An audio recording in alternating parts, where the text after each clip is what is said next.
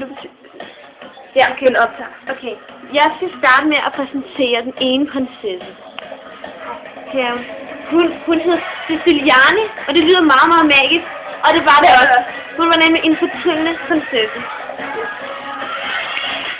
Her. Og der er den anden prinsesse. Hun hedder Fondibundi. Og hun har en lille datter. Og vi kender det. Nu skal vi fortælle en rigtig spændende historie. Den er rigtig, rigtig spændende. I kan godt lide det. I hører hvad for en sang, vi hører. Den er rigtig god. Ikke grine. Vi er meget seriøse her. Ja. Ikke så tæt på. Ja. Og prinsesserne, de var rigtig søde.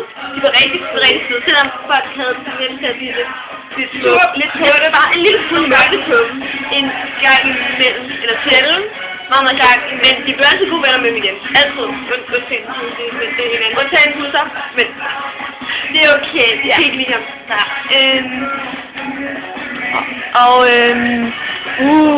Det er tæt på.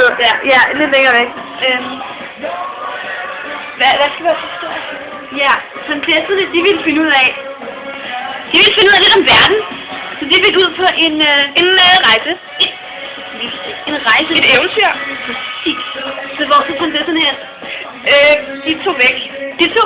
På den de var. Og hen til et andet sted. Der hed Lang Borte.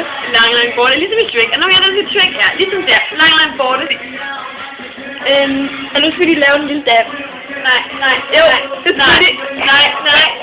Fordi at prinsesser, de danser nemlig ikke offentligt.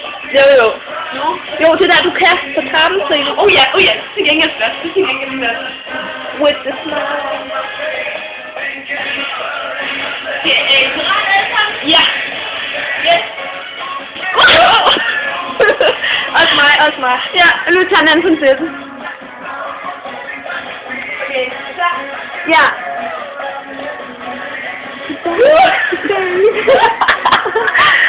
Godt. Nu får jeg også blive lykkelig til deres dage selv. Ja, det gør de. Nu er de rigtig glade. Og de er lykkelige til deres dage selv.